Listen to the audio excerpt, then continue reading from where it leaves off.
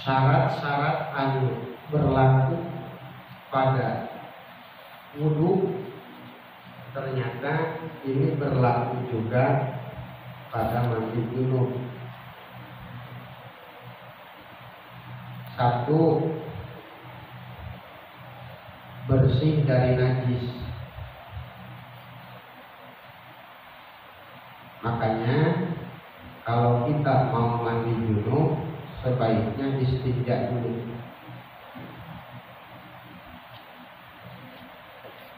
Baik dari lubang depan atau lubang belakang. Yang kedua, tidak ada yang menghalangi air. Jika pada kulit misalkan ada cet, ada lakban atau lain sebagainya, maka ini harus dihilangkan terlebih dahulu. Termasuk minyak rambut jika memang tebal.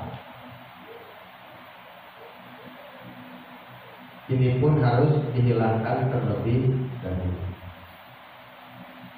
Yang ketiga, tidak ada hal yang dapat merubah air. Inilah beberapa syarat yang harus kita terapkan ketika kita mau mandi junub. Nah, adapun rukun atau fardu ketika kita mandi junub ini enggak banyak, cuma 2. Pertama, niat. Yang kedua, mandi. Kita ambil dari luar aja dulu. Pertama niat, kedua mandi. Beres tuh. Praktek mandi junub sama persis dengan praktek kita mandi biasa. Gak ada yang beda. Sama aja. Bahkan kalau kita mandi biasa kagak pakai sabun, ngerasa sah apa enggak? Ngerasa. Perasaan kagak sah aja mandi. Mandi biasa nih, ya, mau berangkat kerja, sabun sehet, sikat gigi rusak, odol udah kerempeng banget. Itu pun udah dipeliter-peliter. Ujungnya mandi usah. Itu perasaan nggak sah mandi. Perasaan. Ya. Tapi mandi junub sah. Mandi junub sah. Arti junub misalkan nyemplung aja di kolam, celupin semua badan. Bangun dari air, udah selesai dulu. Cuma satu yang membedakan mandi junub dengan mandi biasa. Apa? Niat. Kalau diniatkan mandi junub, ya jadi mandi junub. Kalau nggak ada niat mandi junub, walaupun nyemplung ke air sampai 10 kali, ini tidak jadi mandi junub. Jadi mandi junub itu kita bikin simpel saja, jangan dibikin repot. Di kita mandi junub itu seolah-olah satu ritual yang menyudutkan kita, satu ritual yang repot. Sampai bini-bini kita mah itu ketika Sule ngajakin, repot mandinya. Itu padahal ketika dia mandi gak ada yang repot. Inilah pemahaman seperti ini, itu anu nyian urang tersudut dengan sendirinya. Innal mar'a la yu'adzabu bizanni. Karena sesungguhnya manusia dia akan merasa tersiksa dengan keyakinan atau sangkaannya sendiri. Kasih contoh satu, ya. Kita mau lewat malam-malam pulang, lewat jalan sepi. Menurut kita ini rumah angker, berani lewat nggak? Ujungnya muter lagi. Padahal cek imah, ya Allah, aing disugujonan begini, gua serem, aing serem deh, cek imah. Karena ternyata kita tuh yang bikin kita tersudut, bikin kita terpojok, dan bikin kita tersiksa itu karena sangkaan kita sendiri. Amsal lagi pusing, gue bangun, ketemu sama Mamat pas lagi puyeng-puyengnya. Biasanya ngobrol, ini kagak. Mamat langsung punya pikiran, ini Amsal apa dah? Kenapa ya? Apa gara-gara gua kemarin pinjam 200.000 belum bayar? Ujungnya manena, sugan ka Amsal. Inu kieu la yu'adzabu bijonni. Kita selalu tersiksa dengan sangkaan. Makanya hilangkan rasa baper, ya. Cuek we mah. Pun bisa tambahan di hutang.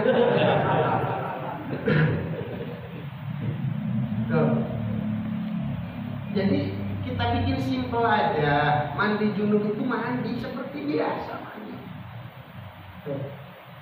Nah, pertama niat. Niat itu banyak sekali yang bisa kita pakai untuk mandi junub. Satu, rokul jinabah. Kita mandi niat menghilangkan junub. Ya, di sini namanya niat iktibar. Lain iktibar hakiki. Jadi itu gimana? Al-jinabah itu masuk kategori barang akli, menghilangkan junub. Kalau kita nyari junub bakal ketemu nggak? Kan enggak kan? Karena memang ari junub mah itu sesuatu yang bangsa iktibari, bangsa akli, bisa disebutkan, tidak bisa ditemukan. Kita junub ada satu sifat nempel di kita, tapi kita nggak bisa nemuin junub. Nah sekarang dituntut harus menghilangkan junub. Gimana mau ngilanginnya? Ketemu juga belum? Oh ternyata rofi hukmihi. Makanya Musani kasih tafsir begitu. Ayat rofi hukmihi, niat menghilangkan hukumnya. Karena junubnya mah nggak bisa kelihatan. Yang kita hilangkan itu hukum junubnya.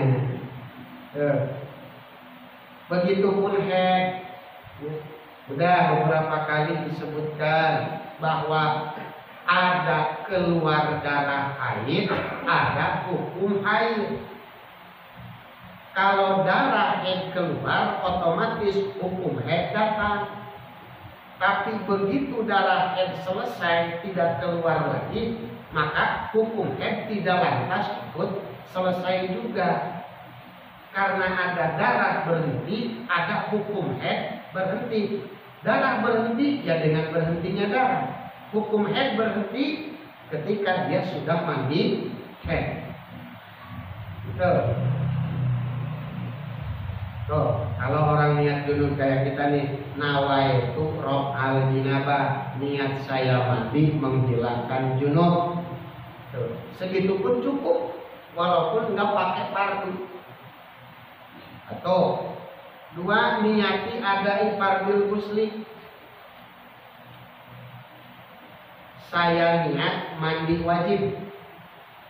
Tuh, itu pun cukup walaupun nggak pakai fardu karena Allah. Saya niat mandi wajib, cukup itu juga. Dua ya. Tiga, nawaitu raf'a hadasin. Saya niat menghilangkan hadas. Cukup kata gimana? Walaupun enggak disebut hadas besar. Saya niat menghilangkan hadas. Karena junub adalah bagian dari hadas. 3 tuh. Yang keempat, nawaitu toharota anhu, niat saya bersih-bersih dari hadas. Itu pun cukup walaupun tidak disebutkan hadas kecil dan hadas besar. Yang kelima, al-ghuslu lis-shalat, niat saya mandi untuk sholat. Ya, niat saya mandi untuk sholat. Ini ada 5 hal yang bisa dijadikan niat untuk mandi junub. Tengetan, mak masuk nanya. Mak mau masuk nanya. Tuh kasih mak malah mau mandi junub, niatnya kayak begini nih. Itu niatnya kayak begini nih. Ini kalau nggak hafal patokan ini nanti kita jawaban ngarang. Ngarang kita pakai perkiraan, kira-kira sampai. Mending kalau perkiraan kita akurat. Coba kalau perkiraan kita nggak akurat, bahaya, ujungnya dijadiin patokan. Kalau nggak dijadiin patokan, dijadikan lahan untuk kita dijadiin aduan. Kok kata Kiai anu masa? Kiai mana? Udah diadukan, kumpulin. Nah, ayat 5. Kumaha lamun niat mandi doang, la al-ghuslu faqat, tidak sah jika niat mandi doang. Nah, ialah ada 5 yang bisa kita jadikan niat dalam mandi junub. Dengan kata lain, mandi biasa jika ditempeli niat salah satu yang 5 ini, maka jadi mandi wajib. Berikutnya, masang ke niat makrunatan di awalihi. Ini dipasang pada permulaan mandi junub. Artinya pekerjaan mandi akan dihitung mandi junub ketika kita sudah masang niat di sana. Kalau belum terpasangi niat, maka belum ada hitungan mandi junub. Yakni bi awali magsulin minal badan. Pertama kali badan kena air, kemudian kita niat di sana, maka disitulah hitungan mandi junub dimulai. Bukan berarti begini nih, awas. Yakni di awal maksudin minal badan. Kalau mandi junub itu, begitu air kena ke badan, di situ kudu niat. Kalau di situ gagal niat, maka ulangi lagi. Kedua gagal, ulangi lagi. Sebelum ulangi, lap dulu pakai aduk.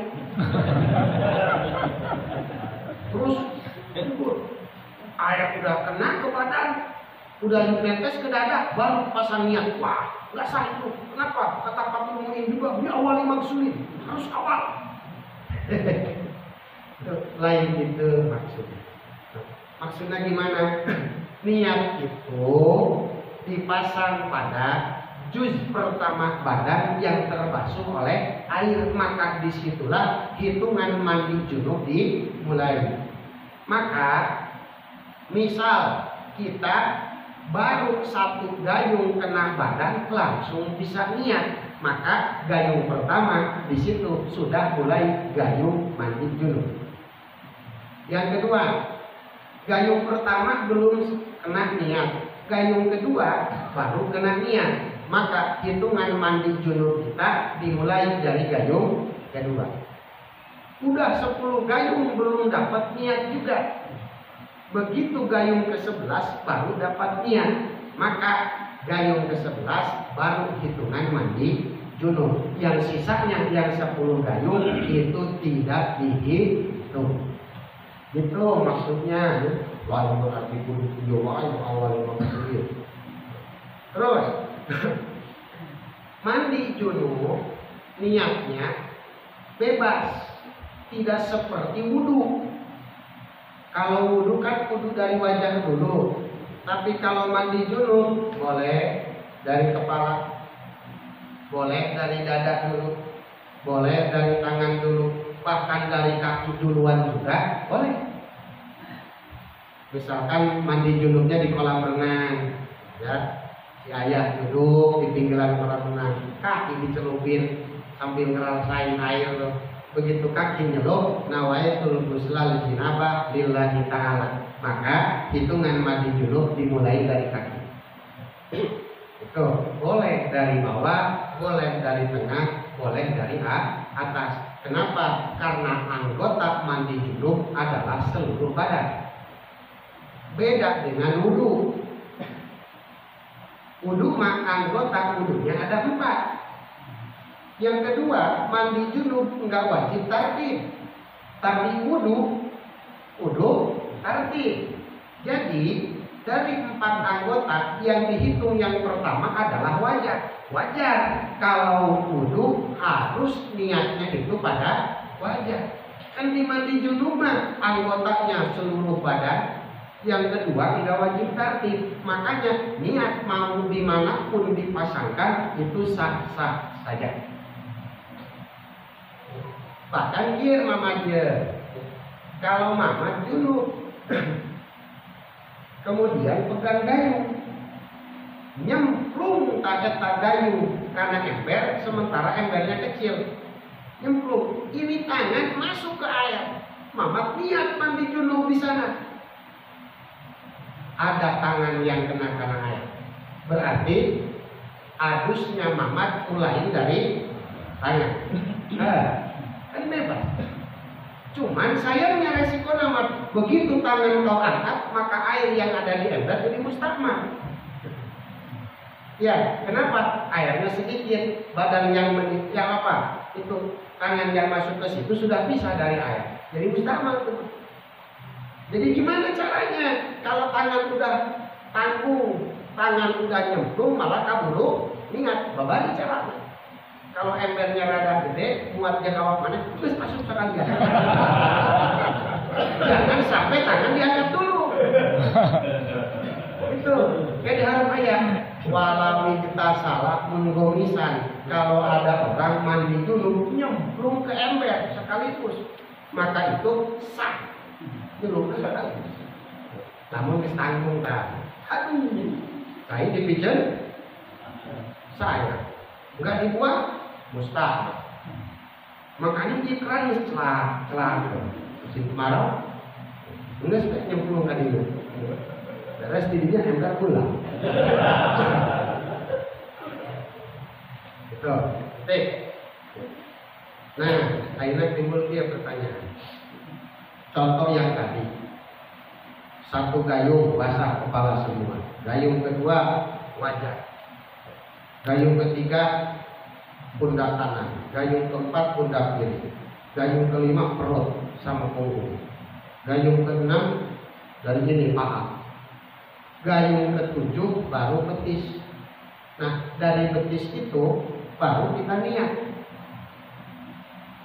Cek tadi bahwa hitungan mandi junub baru mulai dari betis karena niatnya di situ dipasang. Pertanyaannya, gimana rambut, kepala, pundak kiri, pundak kanan, badan itu kan sudah basah juga. Apakah harus diulangi? Apa enggak usah?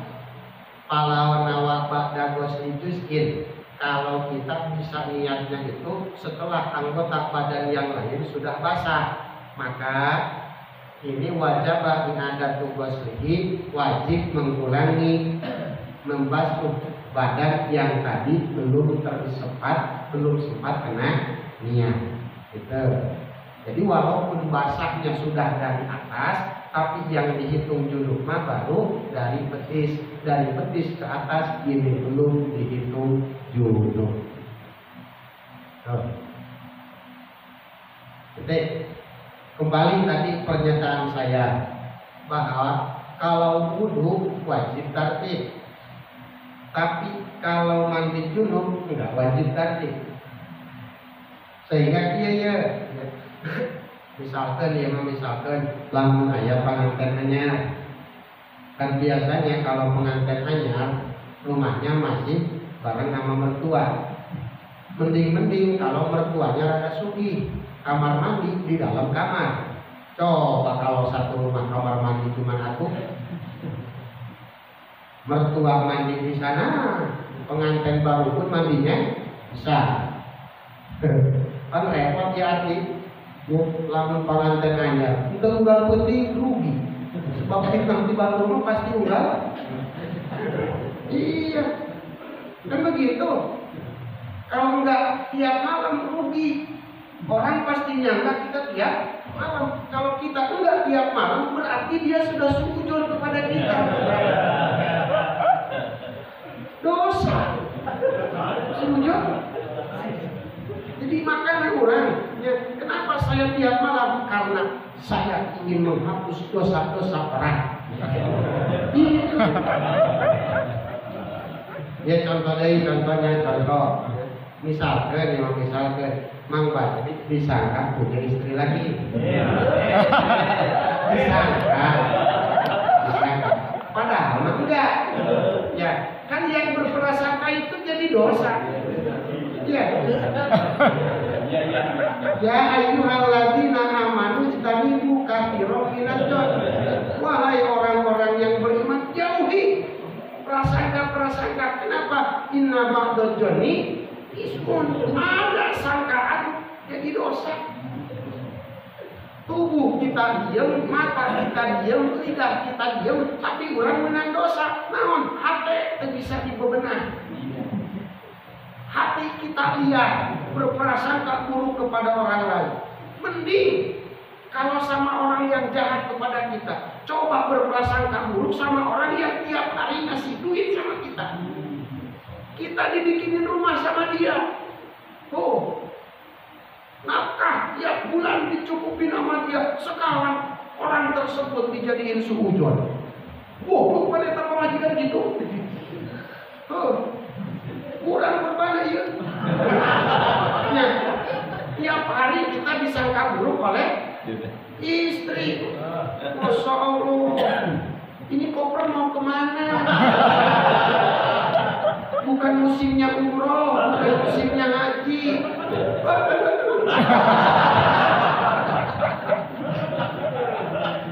Bilangin aja, lu kalau mau prasangka buruk jangan sama laki. Laki mah orang paling berjasa. Siapa bisa daang, tinggal bisa tidur nyenyak di rumah. Bantal empuk, kasur empuk, dingin, ada selimut gerak, gua beliin AC. Apakah orang yang seberjasa seperti ini kau tunjukkan, arahkan suujon kepadanya? Jangan kau majikan saya. Kamu bisa saya pembejaan dan pemajikan ini.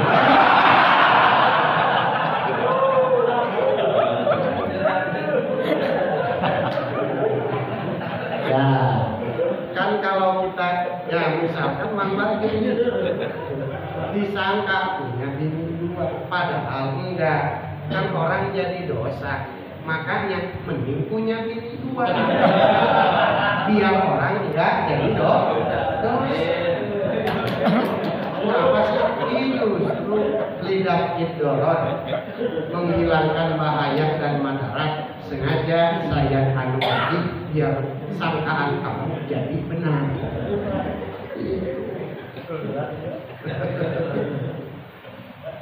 Nah, ayeuna gimana sangkaan mertua? Masya Allah, ya anak ayu rajin. Kenapa? Tiap subuh mandi dulu, tiap subuh mandi dulu, anak ayu hancur dulu. Nah, kalau santri bisa triknya. Kalau santri ada kitabnya. Gimana caranya? Itu gampang. Malam-malam habis begituan, masuk kamar mandi, basuh kepala tuan. Di situ kita niat. Nawaitu robbal jinabah lillahi ta'ala, pakai sampo. Beres tuh. Habis itu lah pakai anduk. Dan bulu-bulu yang lain juga dibasuh. Habis itu baru masuk ke kamar, tidur lagi. Subuh kita mandi doang dari badan ke bawah. Keluar dari kamar mandi, papasan sama mertua, rambut magaring beres.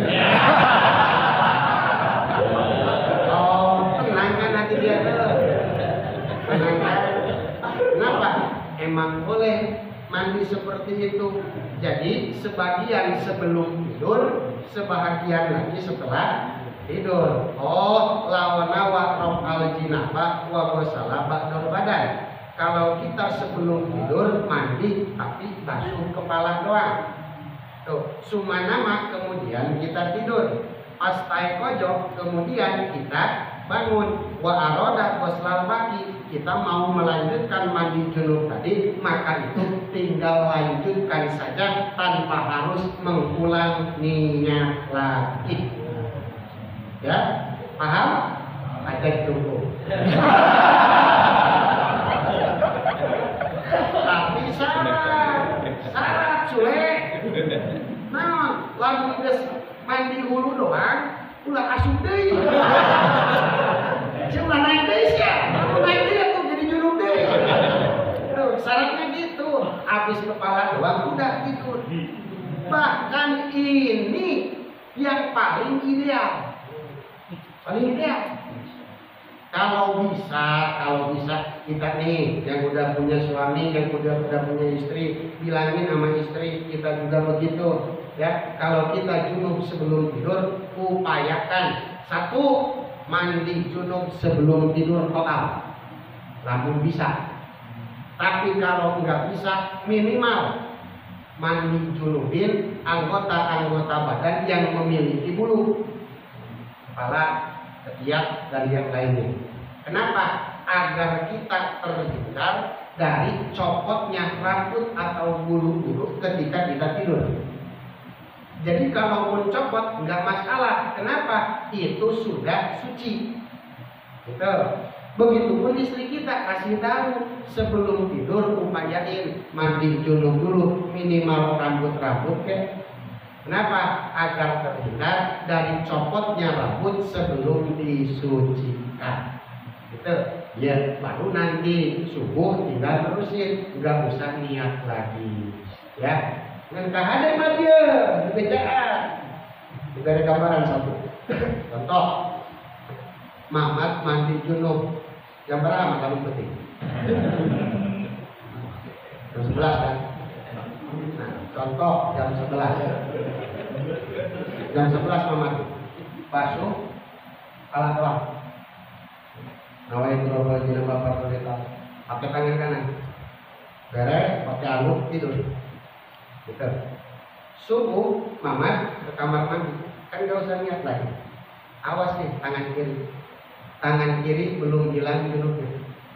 Jangan sampai tangan kiri nyemplung ke ember. Walaupun sudah niat. Gitu.